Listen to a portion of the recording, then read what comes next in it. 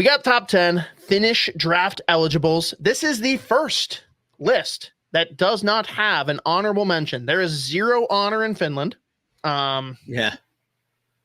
But, I mean, we'll just get right into it here. Let me, should probably share what we've got. And a big reason for that is like the last like picks 7 through 10. I really at that point was like, I mean, these guys are all gonna go probably similar range. I only have limited viewings on them anyways, and then like that's why we didn't have the honorable mentions here. But I mean, want me to just start it off here? Because number 1, it's not close. Well, number 1 is not close, but let's throw it up here. Oh yeah, baby. Konsta Helenius. He is a center. He plays. We'll see what position he ends up in the National Hockey League. He had a fucking incredible season playing in the top league in Finland as a second line center for a good Jukurit team. Again, 2-way center. He can, he's shown that he plays wing too. He's got tons of offensive upside in terms of just like his ability to produce without maybe having like the way that he produces. It's not like highlight reel plays. It's not these like ridiculously skilled plays or anything like that. He's just constantly in the right place, the right time, plays the right way, is unbelievably smart. One of the smarter forwards in this draft class.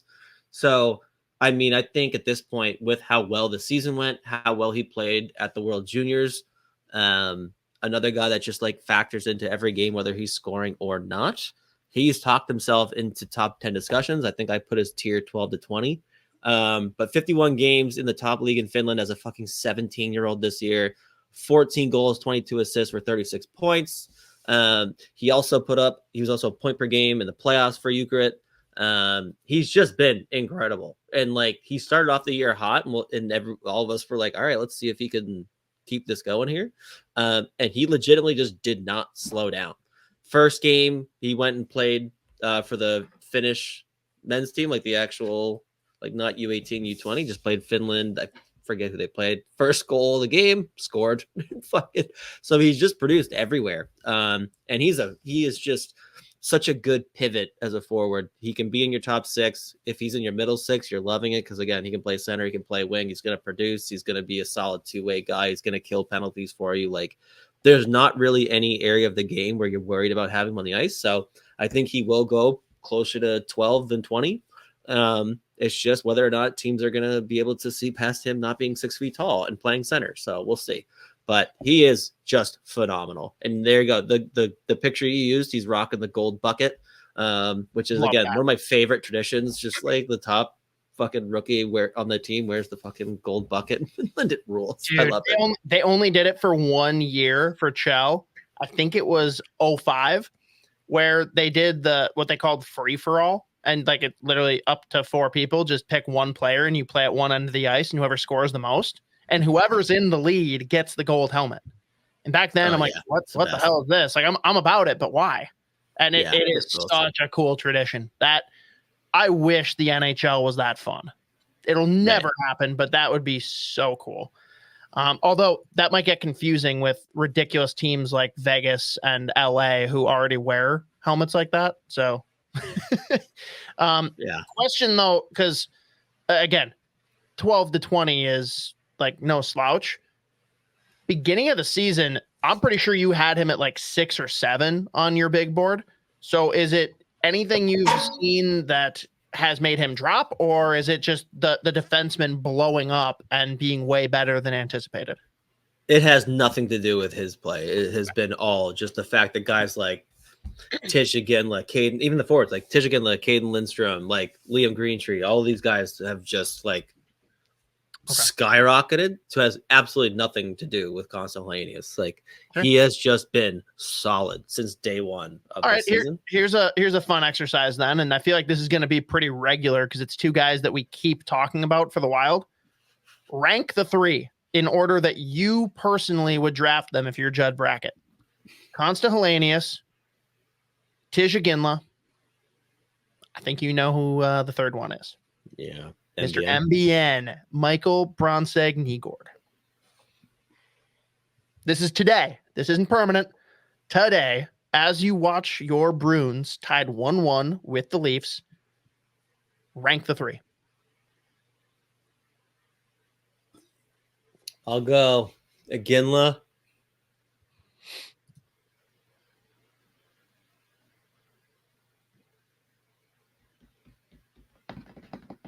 God damn it. I think I have in my own rank. I think I have him and MBN back to back.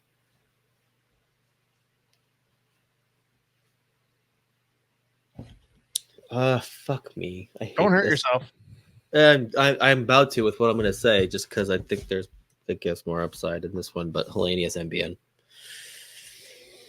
Sorry. So, Tij, Helenius, MBN? Yeah. Makes me sick. I think I might have them like literally. I know Helenius and MBN. I think I'm like 99% sure they are back to back, and I think Iginla might be like 1 or 2 ahead. Okay. Or two ahead. I mean, well, we'll keep visiting back on this.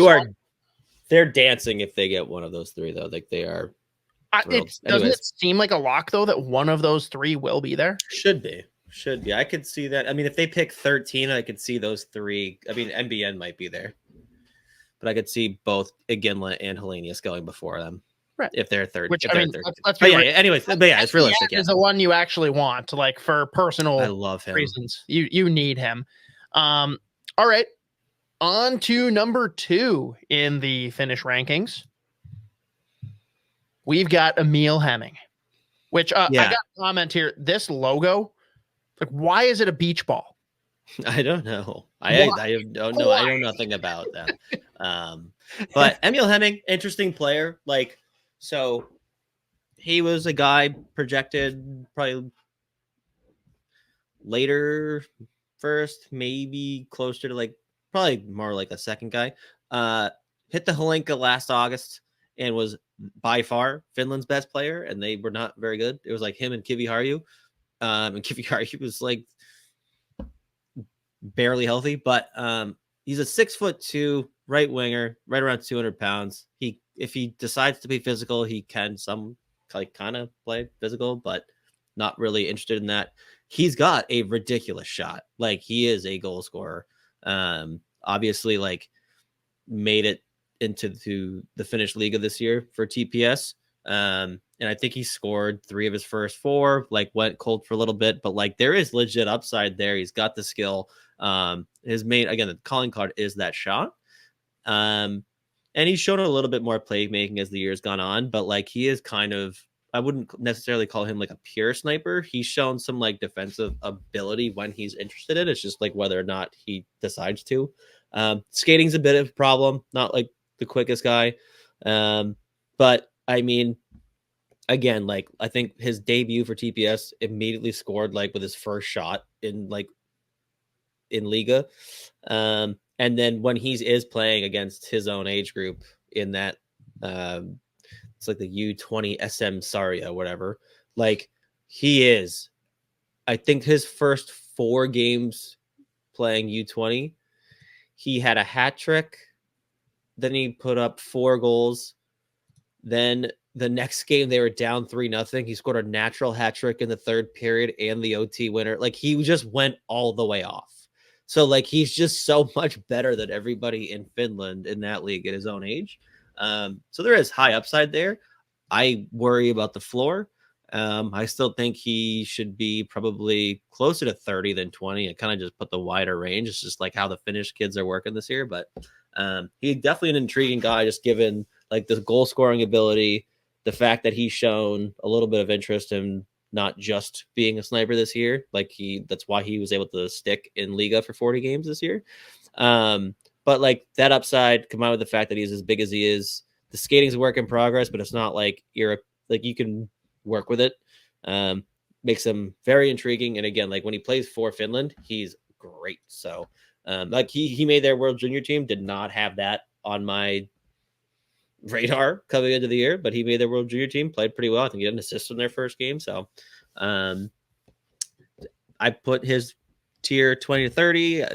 If I'm picking, probably closer to 30, or maybe like 30, because I do worry about the gap between the ceiling and the floor, but he does have some legit upside just in terms of how good of a shot he has, and how well he's played obviously against his own age group, but like even when he was going and playing in Liga, like he had that quick first stint, he was like playing unbelievably well and producing. So definitely an intriguing one, but one that like gives me anxiety at the same time. Yeah, that's how like half of these go, right? Yeah. Number 3, my guy. Stud. If the Wild can get him in the second round, I'm going to be so happy. Yeah, and so Aaron Kiviharju, left shot defenseman, 5'10", 165. He for the last couple of years has been like a top guy to watch for 2024. Last year he had a bit of an up and down year. This year got hurt like immediately after going to IFK.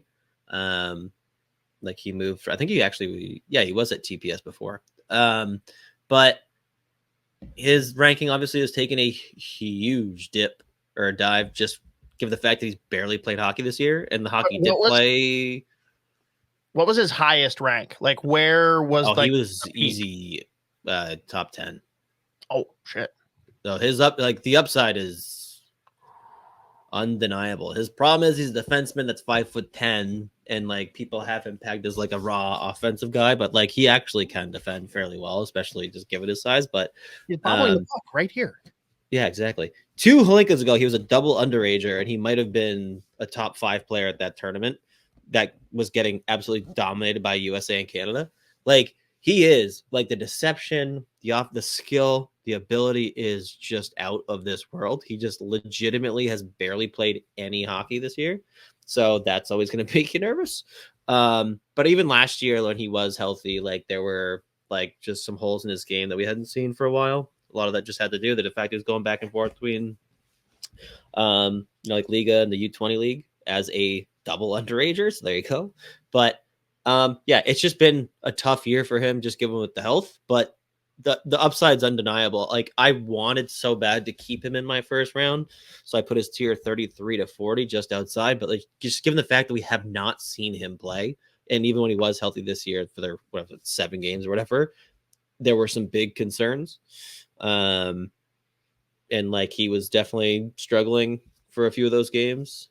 So just given the fact that we haven't seen any hockey from him, and like at first the injury sounded like he would be back around like February. I'm like I was trying to double check to make sure I wasn't going crazy that he just like has not or didn't like only played like 1 or 2 more games, but I don't know. No, I mean it's a good point though. Like if a guy doesn't play, you should definitely avoid drafting him, just like Wyatt Johnson. Yeah, so there you go. Yeah, usually plays out. Well. Same thing. But I mean, Kiviharju, he's so good, and again, the upside is just it's outrageous. So I had to put him. He like honestly like it's him, and then there's a big gap between the rest of the Finns like on this list. Yeah. But yeah, no, it's the fact that he's a defenseman, he's undersized, I guess, and he barely played this year because of injury. That's obviously going to hurt him. I'll be very curious to see like if there's still a team that, because I mean I have plenty of buddies who still have him in their first round, so he is that good. Like, so I'll be curious to see what team isn't afraid of taking a stab. So we'll see. Please, I know you listen. Please consider him. Judd'z. Here we go. All right, number 4. This Jesse or Yesi Pulkkinen. 2 comments though, Z, before you start. 1, I'm obsessed with this logo. I love it. I can't even explain why. It's just so abstract and strange that I'm all about it.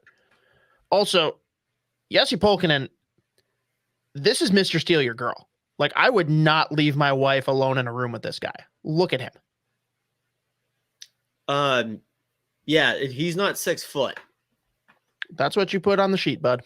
I did not. I'm looking at it. He's 6'6", and he's 216 pounds. I did not touch I'll it edit it. since I I'll did edit so. it right now. I'll edit it right now. So he is a 6'6", 216-pound All the animal. more reason. So the thing with him, and this is the first time that I've included this kind of player on like one of these rankings. He's an overager. He was eligible last year. He has been a fucking animal this season, and like I know my buddies over at EP had him, I think, firmly in like their top 20, which if you're an overager and you're getting into like people talking about you in the first round, that is legit. He was I think he barely played last year though, but like the size, skill, and skating ability is so intriguing because he's got that crazy upside, and when he does decide to get angry, he is a scary player. The IQ is hit or miss. That's the thing with him. Like the decision making isn't always there, which definitely factored into him going. Like the fact that he didn't get taken last year at 6'6", 260 with like just the foundational tools he has tells you a little bit about how big of a concern that was. This year hasn't been a concern. I'm curious to see if anyone does like take a stab at an overager this early, but or at least in the first round. I'm more comfortable like mid to late second. And realistically, probably for me, just watching the last couple of years with the decision making and like how hit or miss he is, like I probably lean more towards like late second, but sure, you can't miss him when he's on the ice. You're like, oh fuck, here he comes. If he wasn't an overager, where would you have him? I think the fact that I would probably have him right here too. Still. Oh, okay. So, which is how good it doesn't factor in. Right. Normally, if you're an overage, I'm putting you later. Yeah, got it.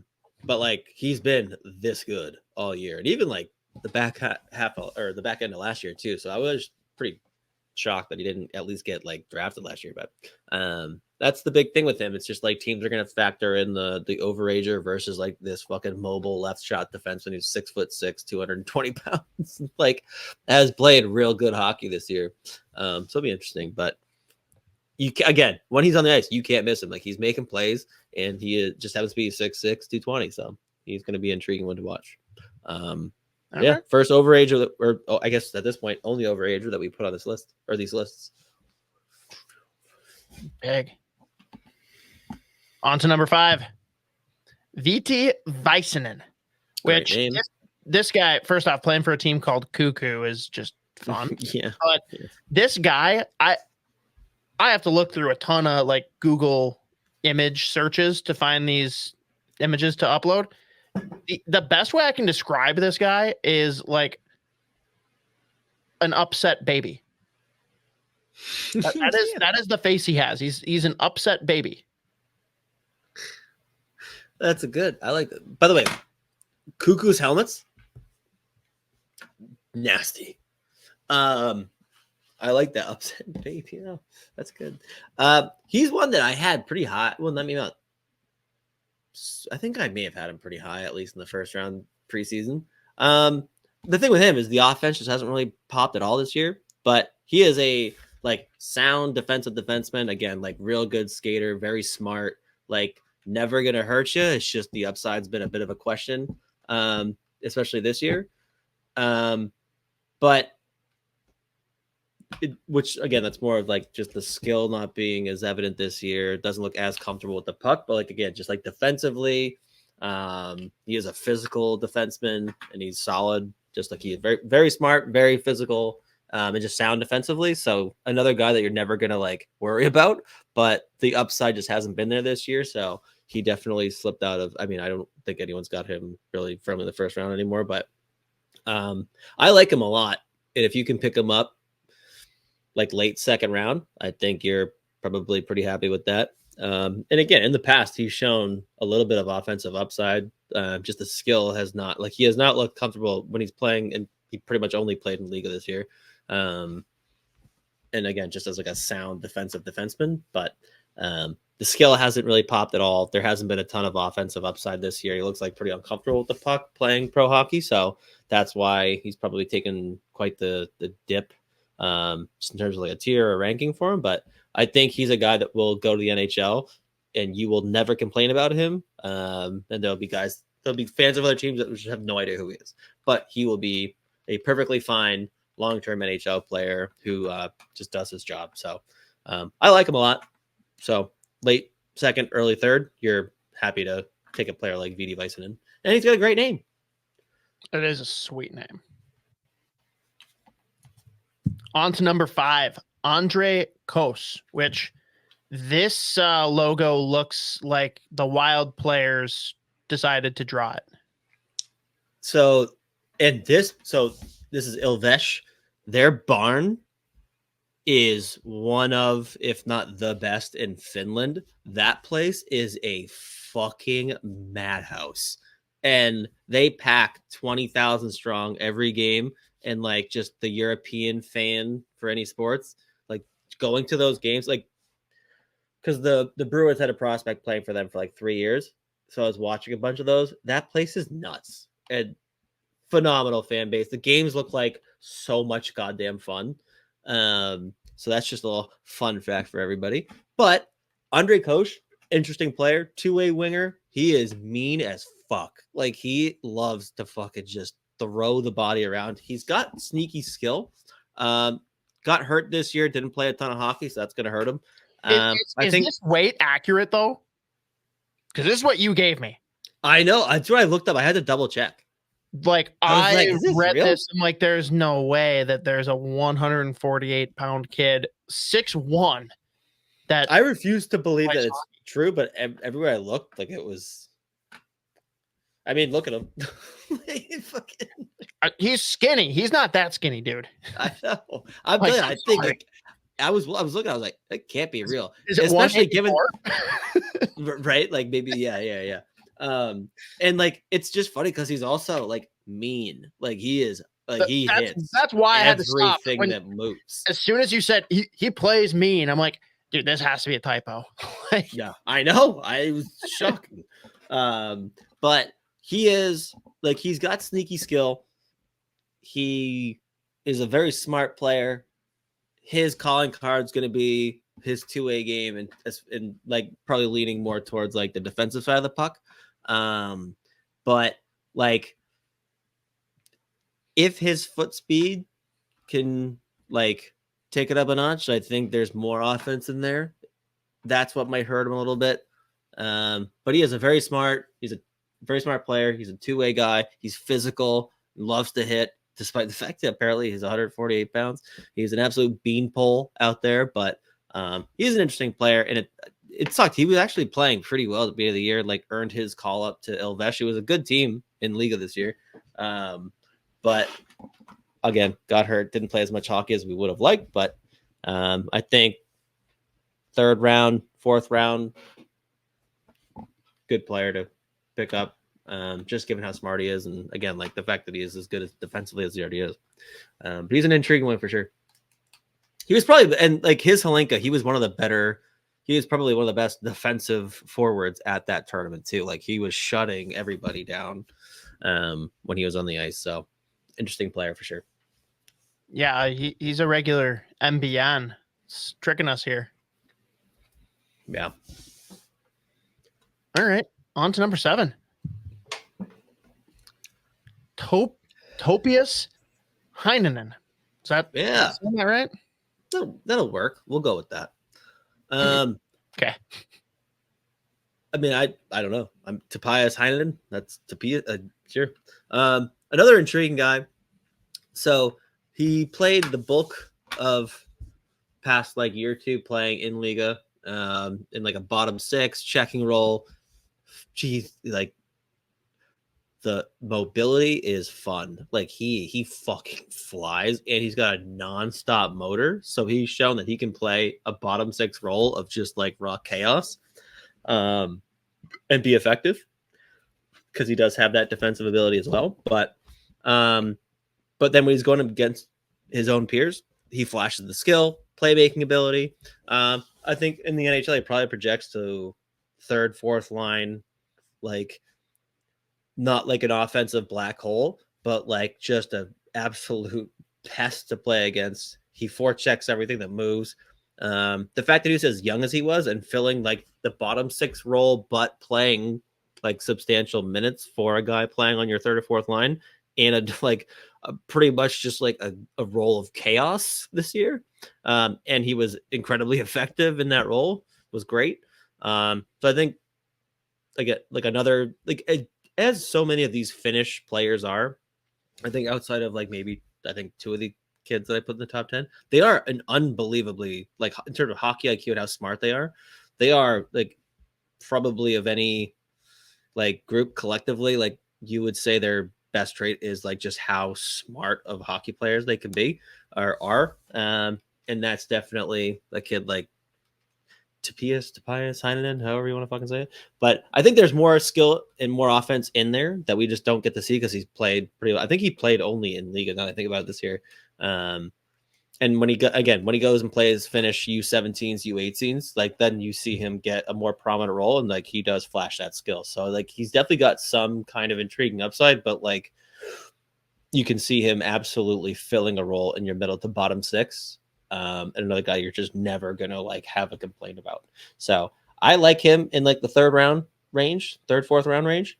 Let him develop a little bit longer. The fact that he played in Liga already is great. So definitely one to watch for sure. I just love the mobility, the nonstop fucking motor and ability to be a pest and how smart he is makes him very intriguing. And again, he does flash some offensive skill and offensive upside. So he's definitely one to watch for the middle rounds. The Wild will never take him because he's a legal midget at 5'10". Unfortunate for us. On to number 8. We've got Yuna Saran, which is a fun name. I don't even know what to say about the hairdo here, but he seems to be feeling it. Yeah, I mean, we can talk about that. If you go back and look at all the pictures, like a bunch of these Finns, they just love the parting of the C into it's the 90s, dude. 90s. And which means they might be just a bunch of beauties over there. Another guy, like he's interesting to me. Like also when you watch him play, he looks way bigger. So I was actually quite shocked that he was 5'11". But don't tell these NHL guys. They just don't let them know. But another kid, you're just intrigued by all the tools he's got, like skill, the skating, like he fucking flies on the ice. I think there's more offense in there than he shows as far as like that stat line. And I mean, he's been like Team Finland for a long time. But this year there's been flashes of the offensive upside where like, that is one hell of a play. Like he's definitely more of a playmaker than a goal scorer. I don't know. I like him a lot. He's fun to watch. Kalpa is a tough team to fucking watch every goddamn game. It's tough, but I like the fact that he got a look in Liga, and he showed that he can play in a middle six role too.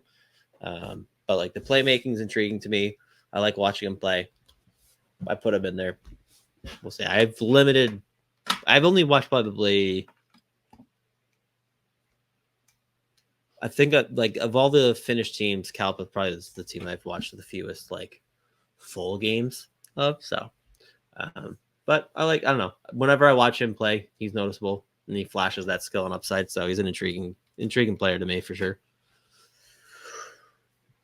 Number 9, Daniel Neiman with one of the cooler jersey/logo combos that I don't know that I've personally seen. I love the light blue and I love this interesting Pelicans logo. Pelicans, baby.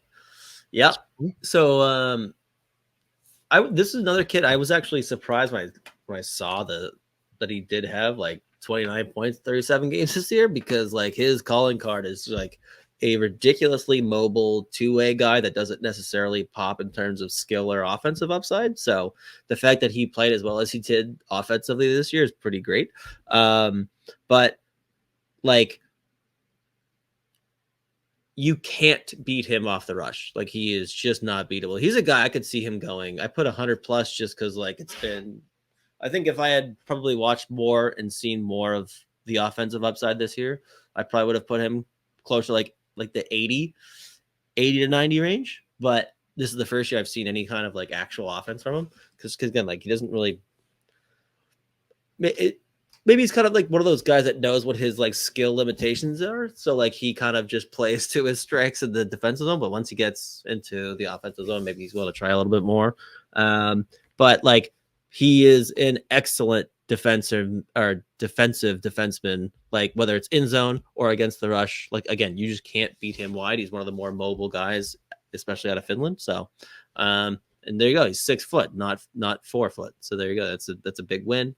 But I like him a lot. I could see him going earlier than we might expect because he's got that physical, like abrasive side to his game too. So if the offense can continue to like pop a little bit like this, you might have one hell of a defenseman on your hands. But I love the two-way ability. The skating is phenomenal.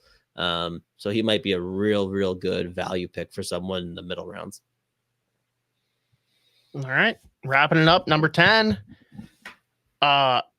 This is one that I'd love to have Isha pronounce instead of me because it would just be even funnier because I can't do it. I'm going to go with it's either Heikki or Heikki Ronanen. Yeah. Another guy, his offense kind of popped off this year a little bit.